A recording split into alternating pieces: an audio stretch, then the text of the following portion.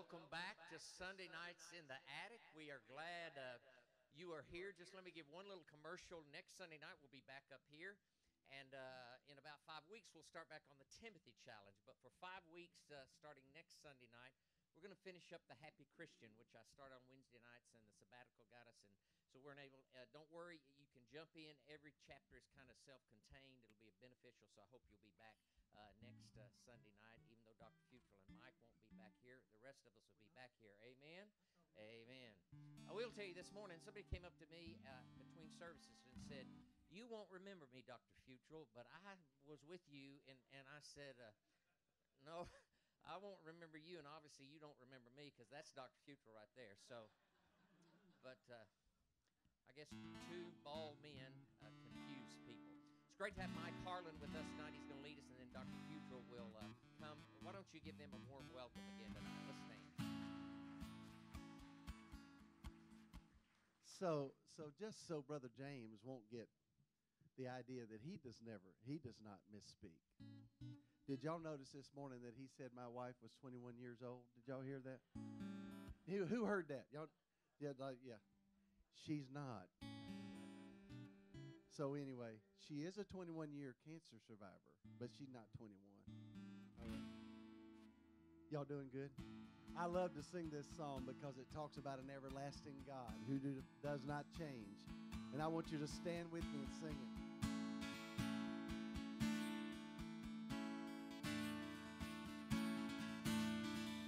Strength will rise. Strength will rise as we wait upon the Lord. Wait upon the Lord. We will wait upon the Lord. Strength will rise as we wait upon the Lord. We will wait upon the Lord. We will wait upon the Lord. Our God, you reign forever. Our hope, our strong deliverer.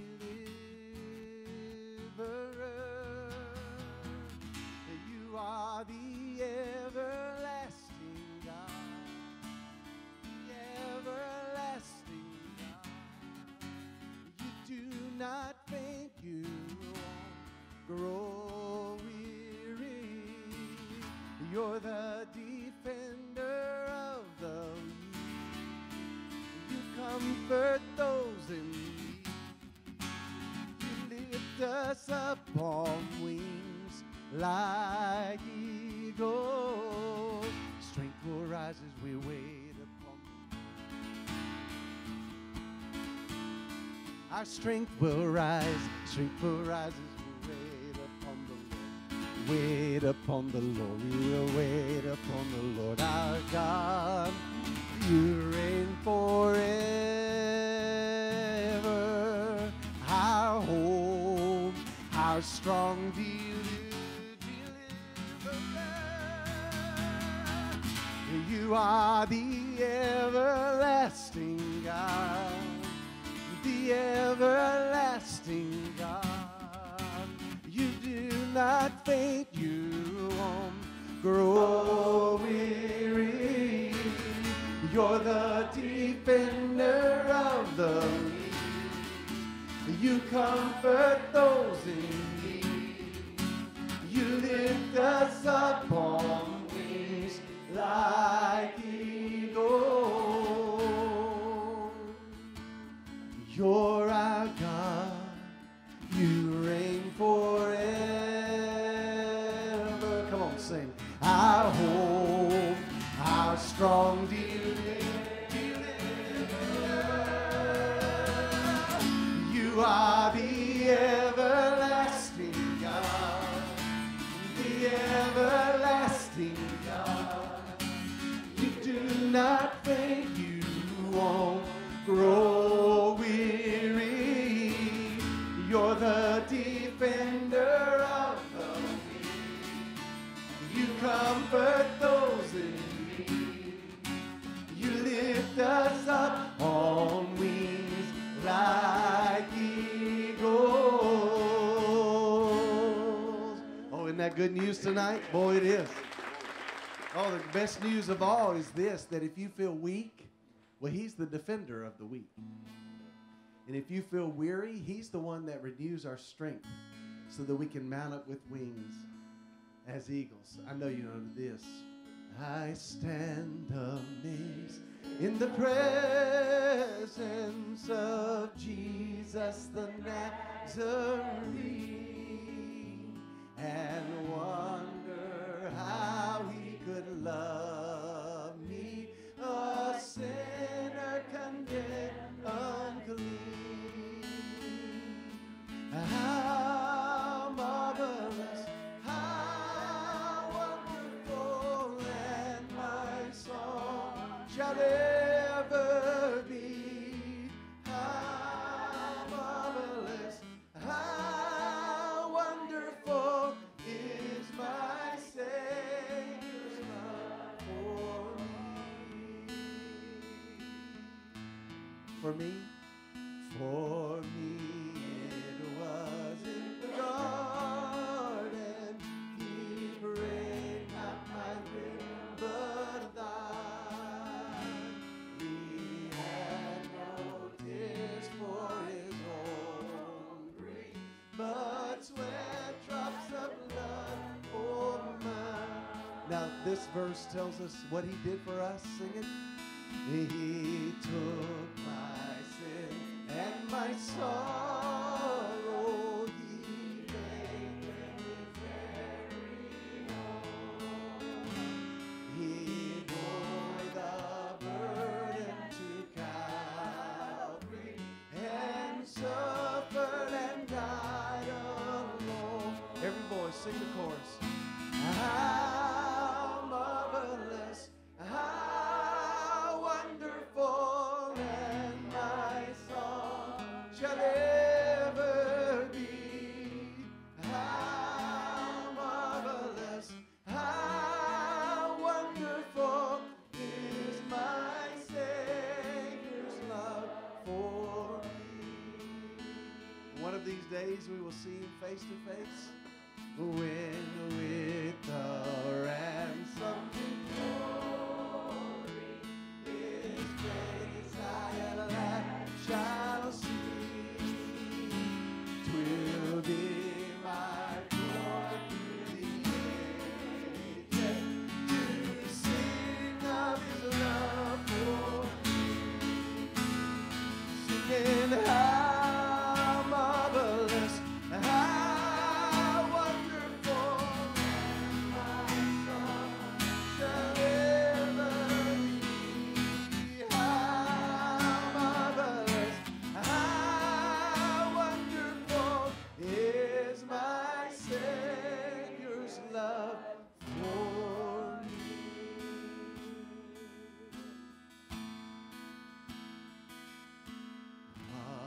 Hallelujah.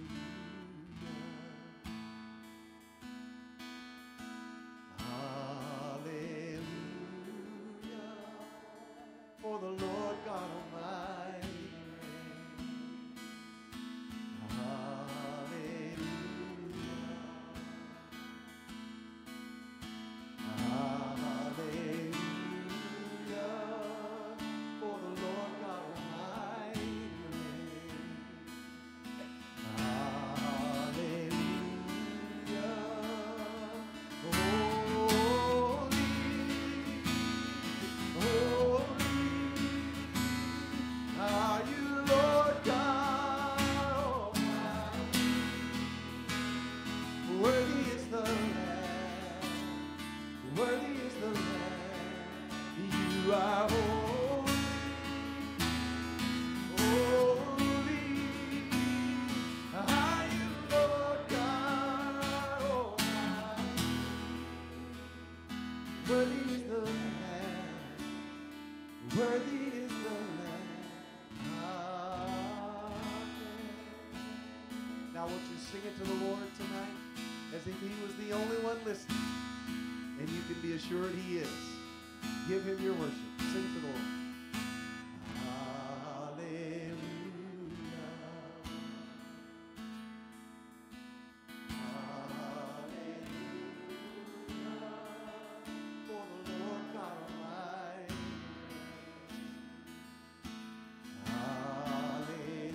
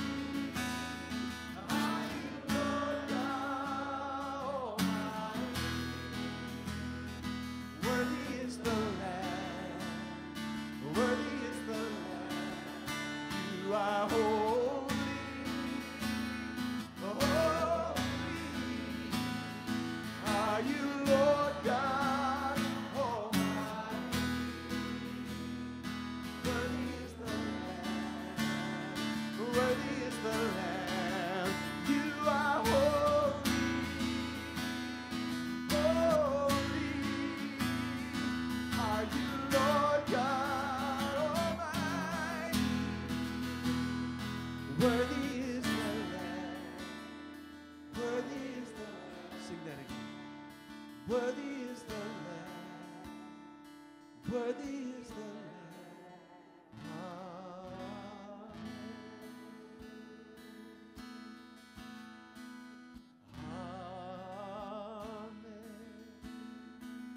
One more amen.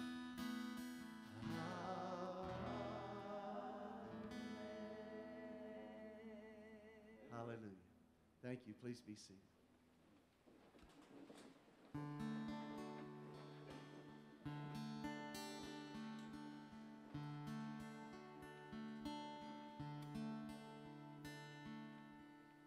In the morning when I rise,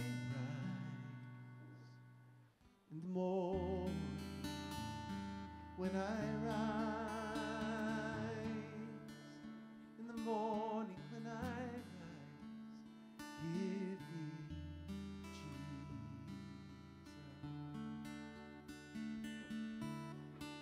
Give me Jesus. Give me Jesus.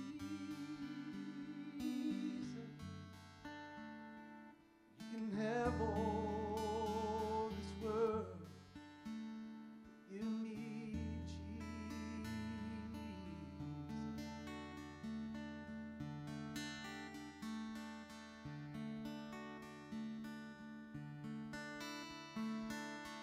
When I am alone, Lord, when I am alone, when I am alone, give me Jesus.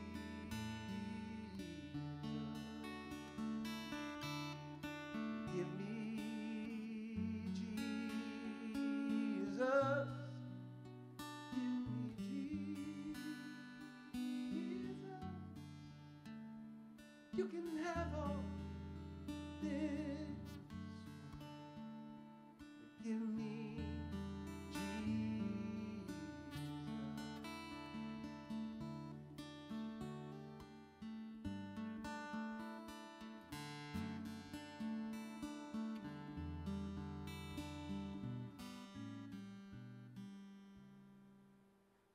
When I come to die, Lord, when I come to die, when I come to die, give me Jesus. Give me Jesus. Give me Jesus. You can have all this world. You can have all this world. You can have all this world. Give me Jesus.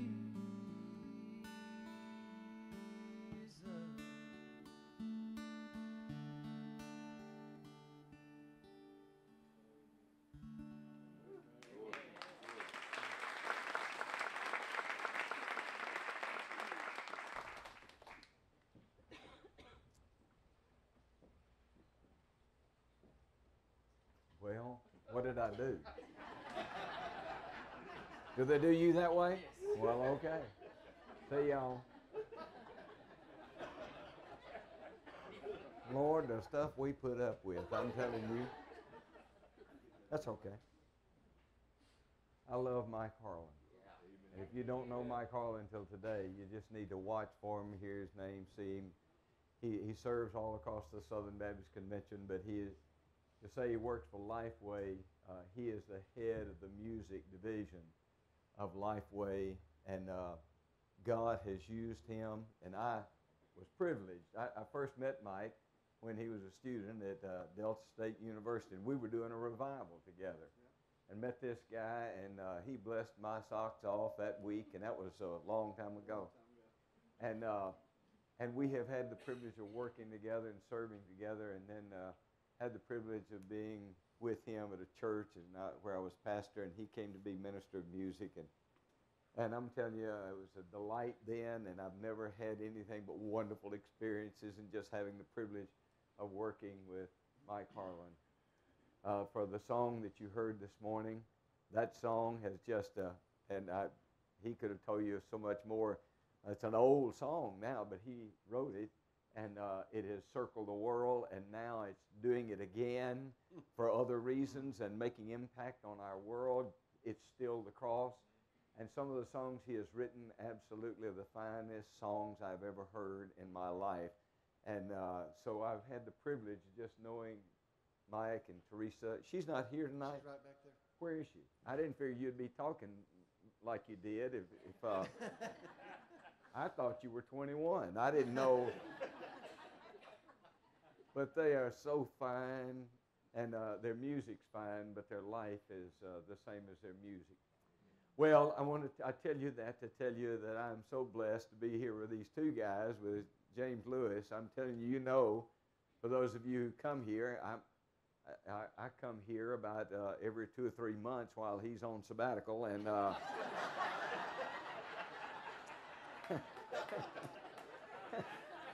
and I'm blessed. I'm telling you, every time I've ever been here, he's here, and we just have the greatest time. I love that guy. And I love what he has done for the Lord all these years. I've known him and served with him. And I just love your pastor and thank God for him and what he's doing in your lives and in the church. And I love James Lewis. I'm telling you, God has his hand on him and has all these years. I've just watched and seen, and it's great to be here with them. But I come here, and I want to just tell you that the song that Mike just sang, I'd never heard that song. And he and I were serving in one of our churches a few years ago. And on Sunday morning, he walked up there with a silly guitar.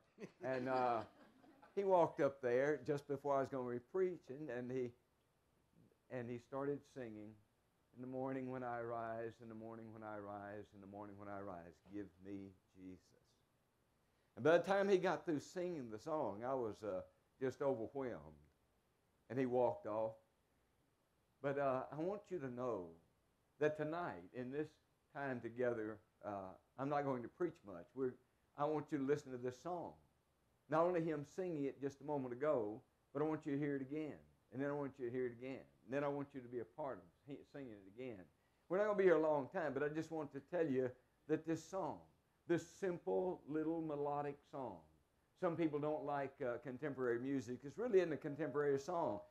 Mike said we don't even know who wrote the song. It came out of the spiritual world many years ago.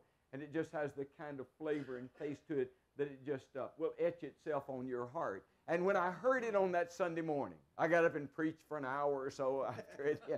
And when I got through that week, that song went with me everywhere I went. And I want to tell you what happened with the song. I'm not a singer, and anybody that's ever heard me would say, you got that right. You're not a singer. I'm not a singer. Don't pretend to be a singer. And I used to sing, but I've ruined my voice preaching so much. But I would just tell you the truth. I kind of know where the notes are going. I just can't go there. So I just sing what I sing, and whatever comes out. But I want to tell you what happened when I heard that song. One morning, I walk every morning, every day of my life. I don't miss a day. I hadn't missed in years and years. And I walk every morning. Used to run, but now I walk. Doctor said that's better for you if you're 104. And so I walk every morning. Now, the fact is, I walk 75 minutes. Now, that's an interesting thing in itself because we got folks that walk in our neighborhood. And one day a lady stopped me and she said, I see you out there walking every morning. She said, how far do you walk? And I said, well, I walk 75 minutes every morning. She said, really? I said, yes, ma'am. She said, how long does it take you to do that?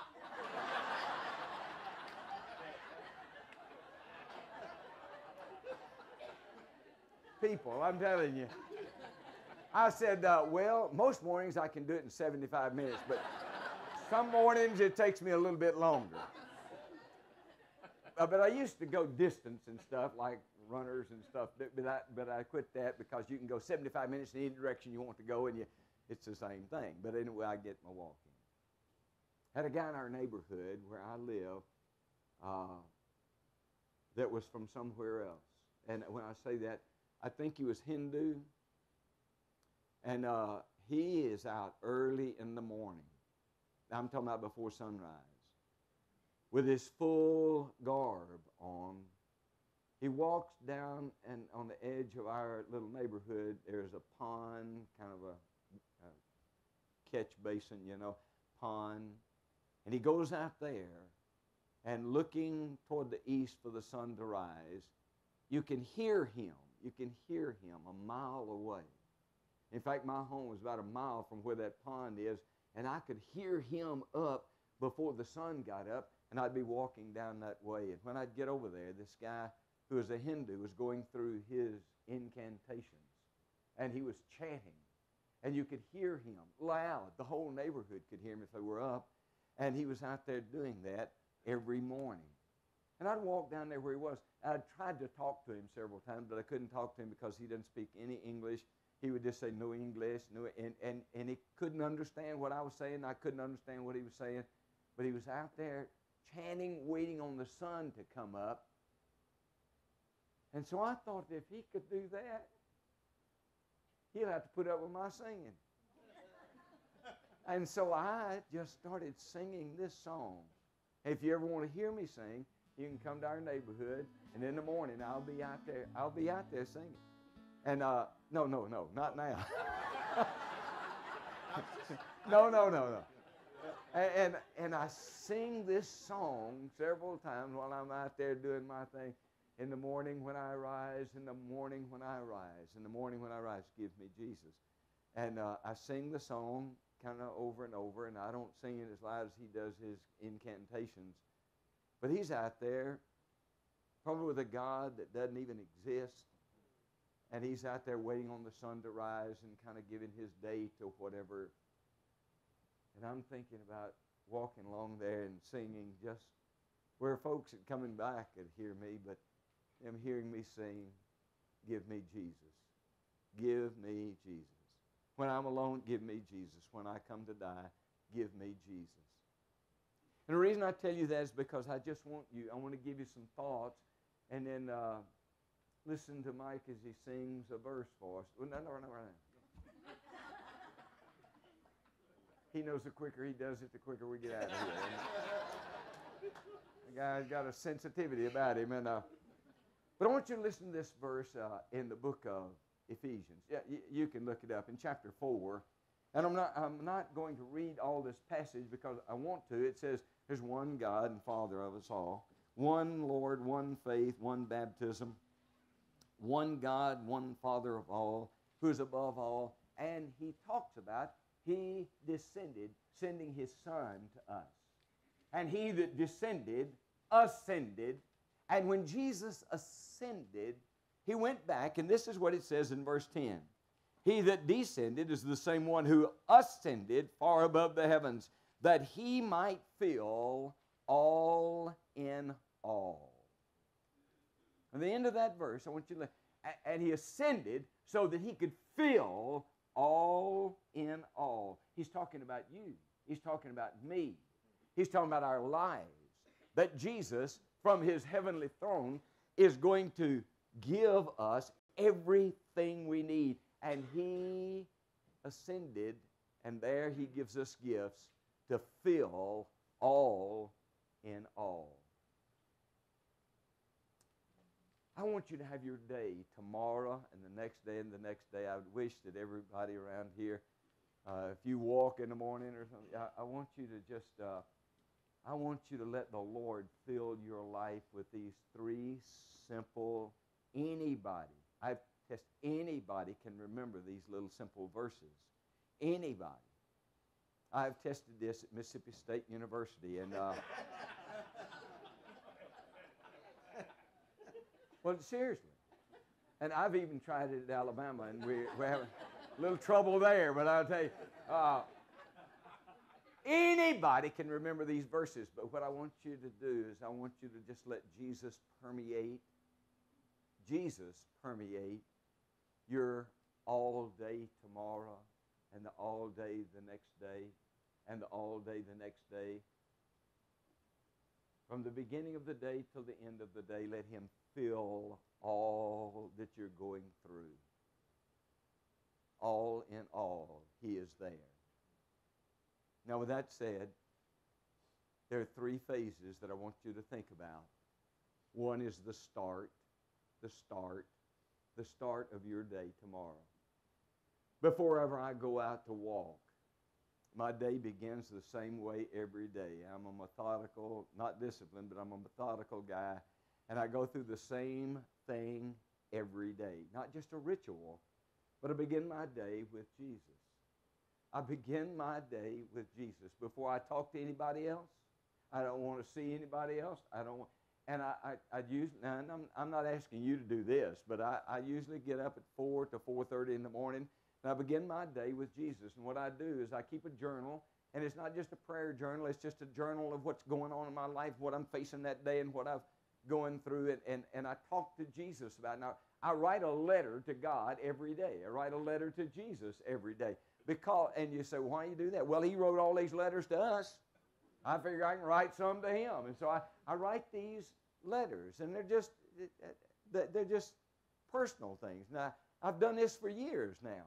And so I get up, and I get alone with Him, and I write to Him about what I'm facing, what's going on in my life, what's going on in the needs in our family, the needs in my personal and professional life, and I talk to Him about it.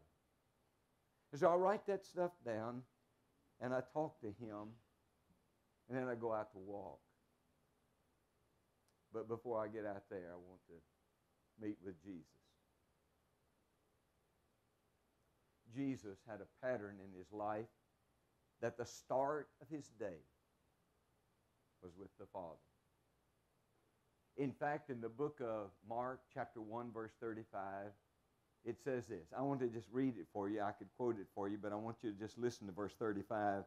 And in the morning, rising up a great while before day, He went out and departed into a solitary place, and there He prayed. That's Jesus.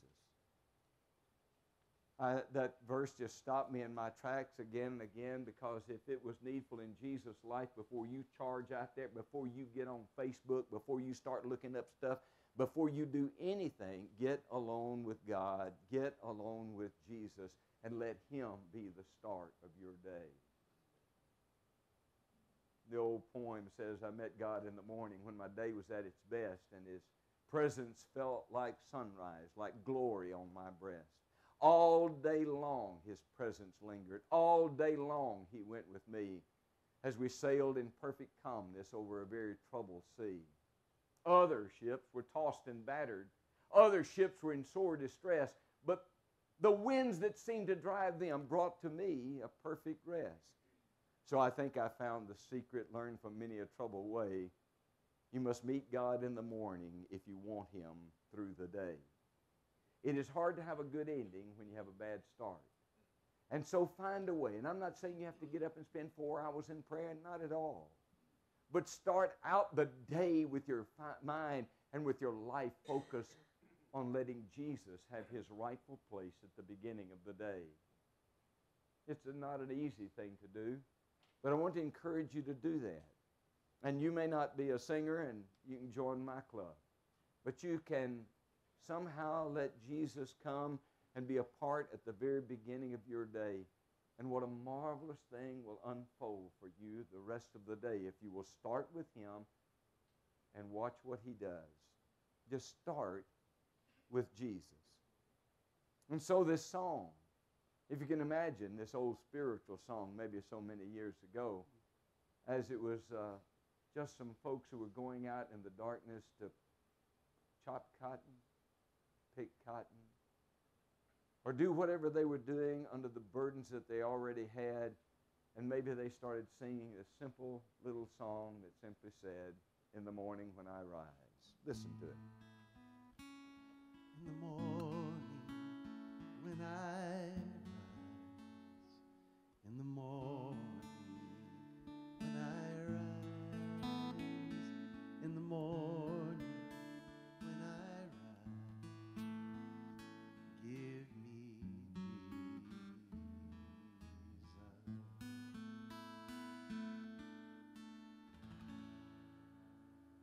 So I want to ask you to do that in the framework of Jesus, but with Jesus. Let your day tomorrow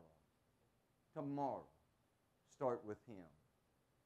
I know how most of us get started and we just rush off and you don't get back to where you needed to start.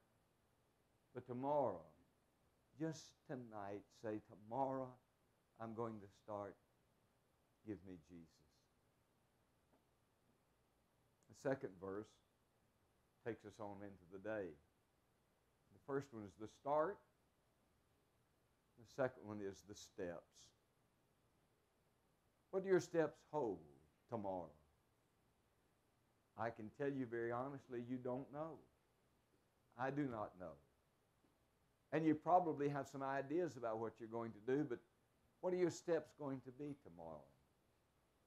And will you watch for Jesus' hand and presence to be there as you walk through the things that you face tomorrow? I was thinking as I was coming to this service tonight and this afternoon, just thinking about the things that I knew this week held, not for me so much as for others I know, and the things that they're facing this week. And for them to face the things they're facing this week and to be able to sing and say, and when I am alone, and when I am alone, give me Jesus. The truth is that every one of us live our lives alone. Now, I know you may be married, you may have a house full of kids, grandkids, friends, and people that you know, but every one of us live our lives alone. And you say, well, that's not true. There are people all around here, and every one of us are alone.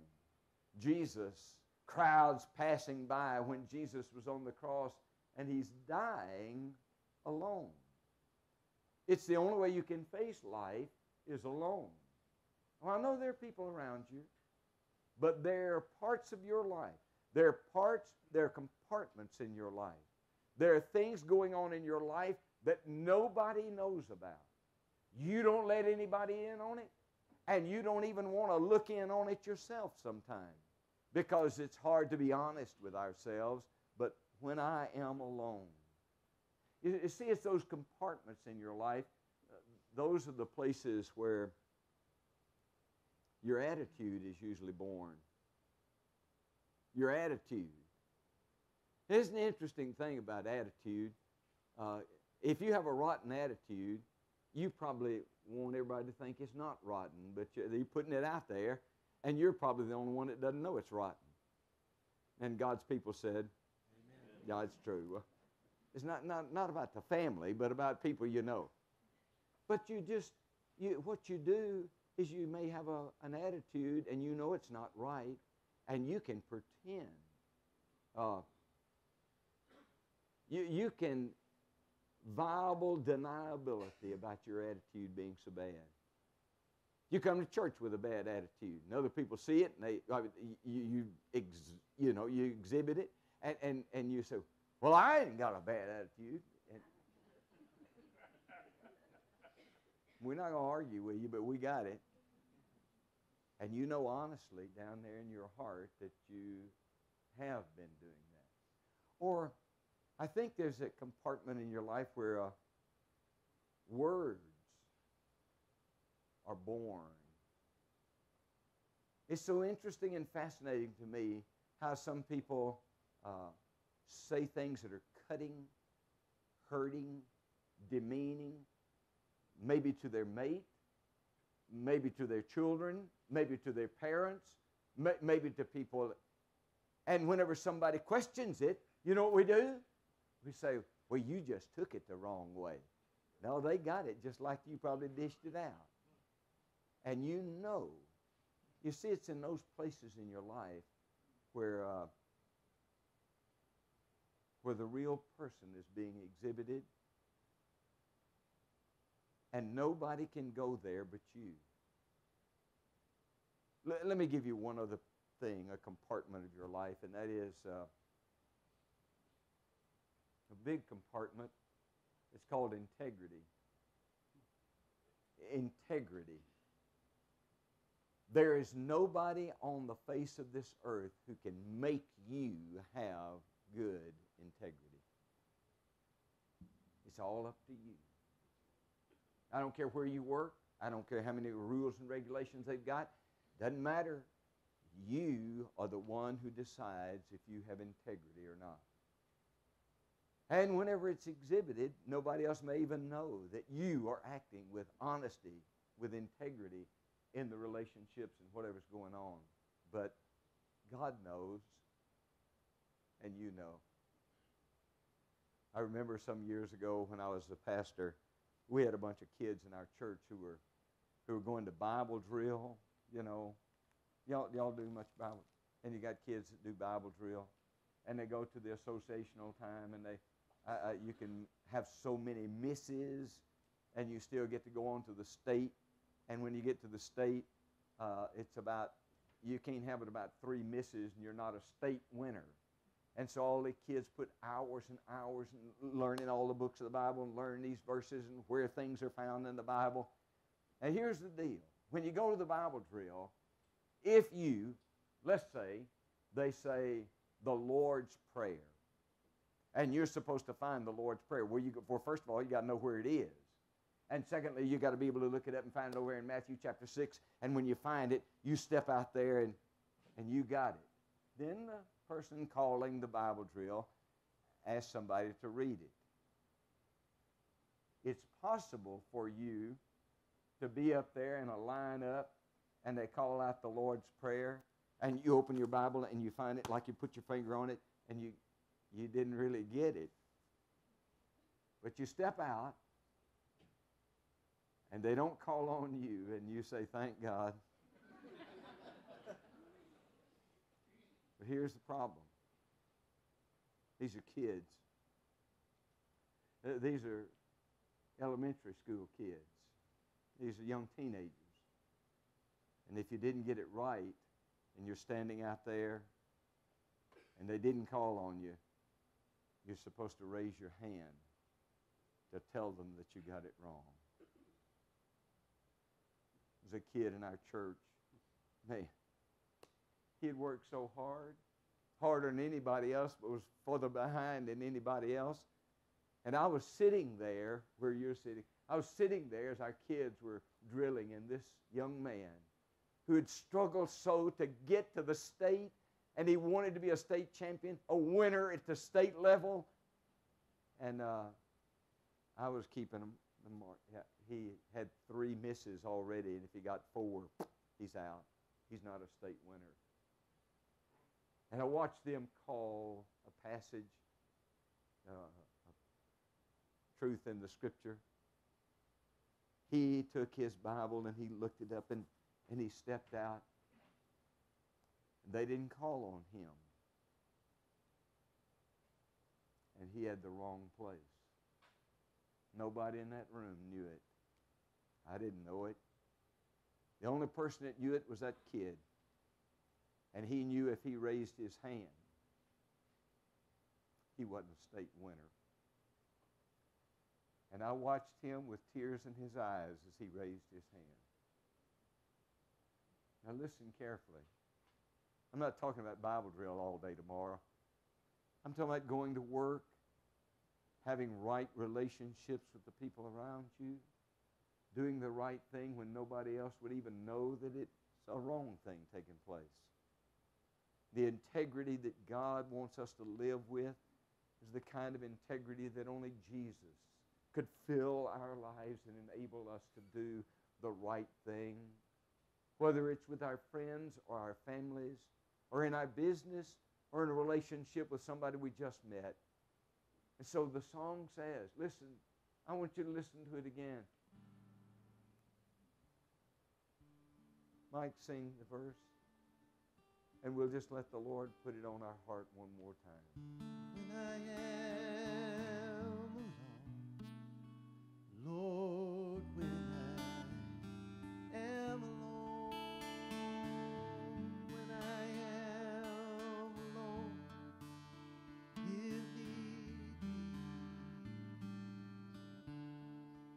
Give me Jesus. Give me Jesus.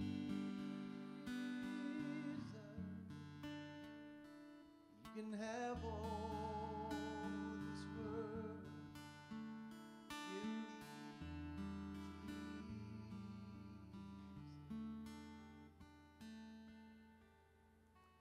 And tomorrow, as you start your day, focus on Jesus. If you haven't been doing it, do it tomorrow. And then as you look at the day ahead, every step, every place, every person, would you let the Lord go with you and be there with you? Give me Jesus all through the day. And all those secret places that come out in your life, you do the Jesus thing and watch what he does through you. And the last verse of the little song says, and when I come to die, and when I come to die, when I come to die, give me Jesus. Last week I had a funeral of a man, dear friend of mine. He and his wife been married 68 years. And he died last week, and I did his funeral on Friday. And he was 88 years old. Just a wonderful guy. I'd known him for 35 years. He'd been a friend of mine, and just a delightful guy. He and his wife both are just wonderful people, and she's still living. But they'd been married 68 years. The last year of his life, he was going through that daily experience of so many people going through dementia, and he had Alzheimer's, and he was losing his memory day after day. He had 19 grandchildren, 5 children, 19 grandchildren, 35 great-grandchildren, and he did not know one of them. His wife of 68 years, he didn't know who she was, but he did not know who he was. And coming to the end of life, they were living in an assisted living area, and he couldn't stay with her all the time because of his Alzheimer's, but they stayed together during the day. And in this little two-seater couch that they had there, they would just sit there, the two of them, holding hands, been married 68 years. And sometimes she would ask him about things, or if he wanted something to drink, and things that he could respond to the needs of his life. But really no conversation, because he didn't know who she was, didn't know who his kids would come by and see him, didn't know any of them. And God was merciful. In the last few weeks of his life, he was where, he was just struggling to stay alive, and he went on to be with the Lord. The last day that they brought him from where he usually had to stay and be cared for, to spend most of the day with his wife of 68 years. He was sitting there on the couch with her late in the afternoon. They weren't talking, but he started crying. This man who didn't know who he was, who she was, who anybody was, wouldn't know me if I came in, and he just started not uncontrollably crying, but tears began to come down his face. And this great man, sitting there weeping, his wife saw what was happening, and she didn't say anything to disrupt it. With his eyes halfway open and halfway closed, she said, he started saying, Jesus, I love you. Jesus, I love you. And 3 times he said, Jesus, I love you. I thought about the song, because I want to tell you, when you get to the end of the road, you may not know anything, you may not know who you are, where you are, what's going on, but I want to tell you what the most important thing in all the world was sitting on the front edge of his heart. And he said, Jesus, I love you. I tell you that to tell you that you can walk this journey, and the end of the journey is going to come for everyone in this room. Young, old, middle-aged, every one of us are going to be facing the end of that journey. And at the end of the journey, there's nothing more significant than to be at the end of the journey and Jesus be there with you. It's what the psalmist wrote about. 1,000 years before Jesus came, he wrote down for us, "The Lord is my shepherd, I shall not want. He maketh me to lie down in green pastures. He leadeth me beside the still waters. He restoreth my soul. He leadeth me in the paths of righteousness for his name's sake. Yea, though I walk through the valley of the shadow of death, I will fear no evil, for thou art with me. Thy rod and thy staff, they comfort me. Thou preparest a table before me in the presence of mine enemies. Thou anointest my head with oil. Surely, goodness and mercy shall follow me all the days of my life, and I shall dwell in the house of the Lord forever." And when I come to die, give me Jesus. It was almost a year ago. My wife and I have 2 daughters. They're married and have families. And my oldest son-in-law, his dad, who was one of our deacons and just a dear friend, and he and I were close. He'd had some real health issues, but he's doing fine, we thought. And we'd been with them and the whole family one afternoon, one evening. We'd had a meal together. And my wife and I had left and had to run an errand. And while we were at the store and were about to leave, my phone rang, and I took out my cell phone, and it was my daughter. She said, "Daddy, where are y'all?" I said, "Well, we just picked up some groceries and we're fixing to leave right now." She said, "Can y'all come to the hospital, the Baptist hospital there in Jackson?" I said, "What's going on?" She said, "Well, you need to get there as quick as you can." And I said, What's happening?" And my son-in-law's dad had been rushed to the hospital, was in the emergency room. They were going to take him to intensive care. And we'd just been with him. And they took him to the hospital, and she said, the doctor just came in and told us that he would not live till morning. But we were just with him. He was doing fine. So we rushed to the hospital, got there just as quick as we could in a matter of minutes. And when we got there, went in there, and he and I were so close. And I walked in over the gurney that they had him on, and he was smiling. And he said, "Looks like we're at the end of the road here." And I said, "Tell me what they said, Charles." And he said, "Well, they told me I had to have emergency surgery tonight, or I would not live till the morning." And I said, "Well, are you going to have the surgery?" And he said, "No, I'm not going to do that." I said, "Why are you not going to do that?" And he said, "Well, I'm just not going to do that." He said he told me it was a 50-50 chance that I'd even come out of the surgery. I said, "Well, I'm not a mathematician, but 50-50 sounds better than 0. He laughed, just like you. But he laughed, and he said, "Yeah, but I just don't want to go through that and maybe not even make it through." And I'm ready to go. I'm ready to go.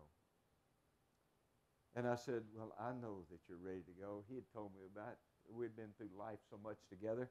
He had told me about when he had met Jesus. He had told me about how the Lord had saved him and all the things that had gone on in his life. And we'd gone through so many things, good and bad, together.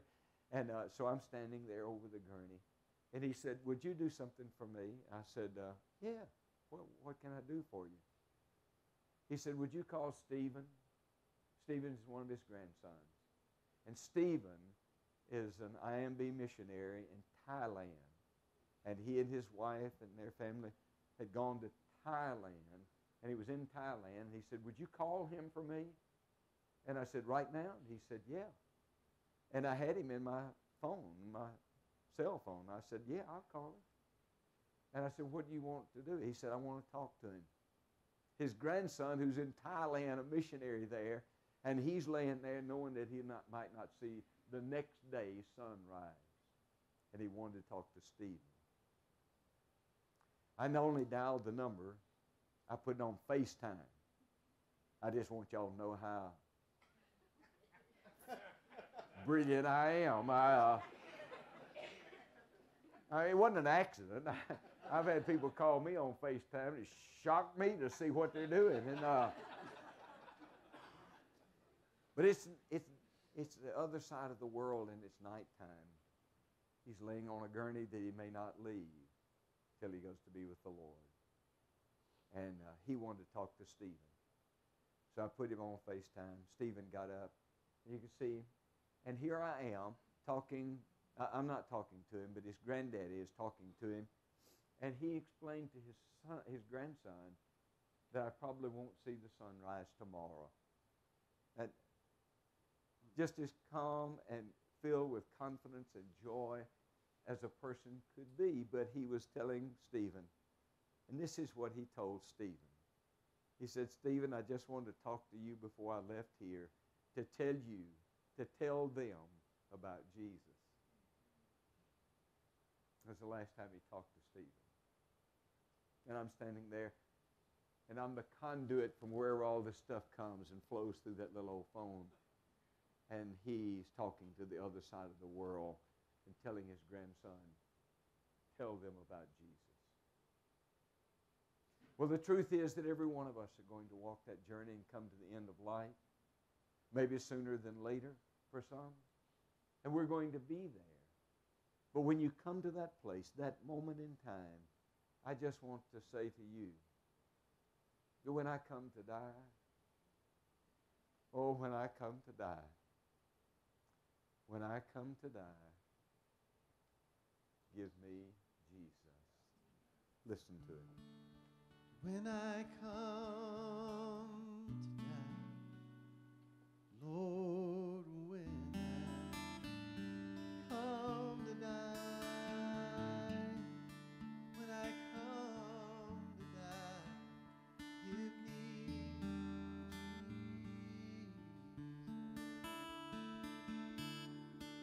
Give me Jesus.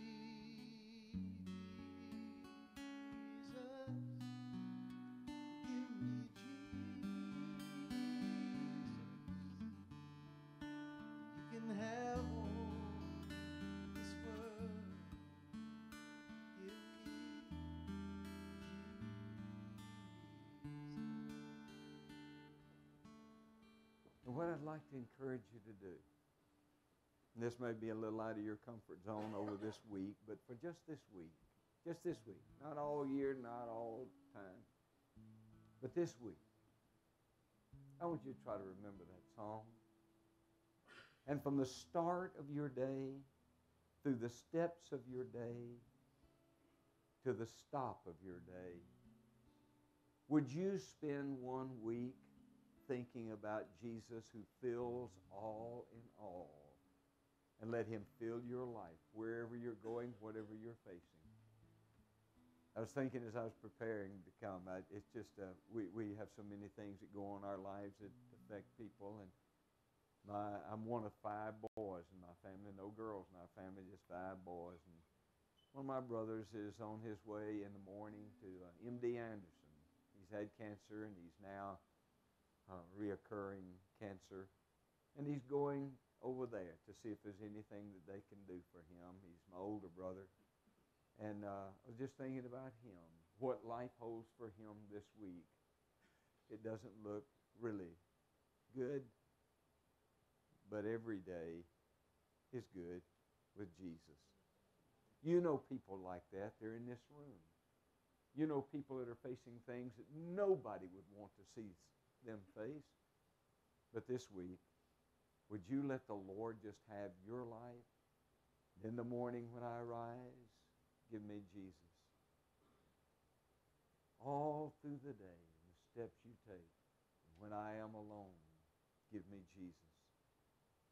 And the conclusion of the day, you may not die, but when you close your eyes, give me Jesus. I want us to stand together, and I want to have prayer. And then after I pray, Mike is going to lead all of us in singing it together. And you can look up there. I think the words will be up there. But I want you to just sing this along with Mike, and we'll just sing, Give Me Jesus, and we'll be dismissed. Let's pray. Lord, thank you for the day that you've given us. And here at the conclusion of the Lord's Day, what a blessing it is to be here with your people. And Lord, I pray that maybe some young person who's here, some mom or dad, some grandparent, maybe somebody who's struggling with things that nobody in this room knows about but you and them. But Lord, I pray that as we look forward to the new rise of a sun, for tomorrow and the next day and the next, we would just pray that, Lord, you would wrap our hearts up with you, and you would fill all in our individual lives, so that every day will be marked in a new kind of way with "Give me Jesus." For we pray in his wonderful and powerful name. Amen.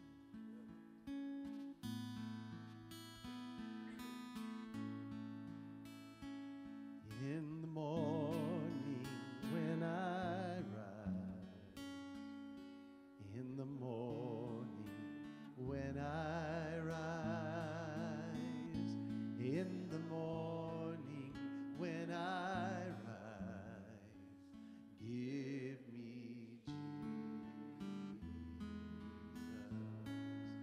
Jesus, give me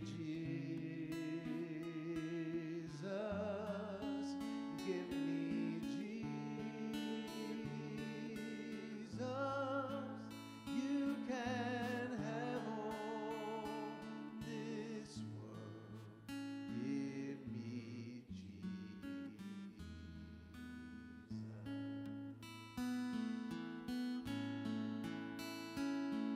And when I am alone, oh, when I am alone, and when I am alone, give me Jesus, give me Jesus, give me Jesus. You can have all this world. Give me Jesus.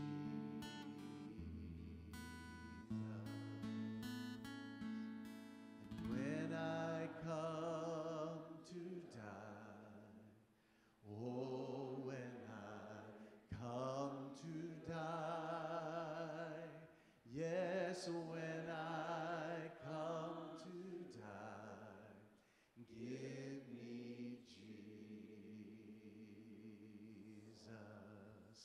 give me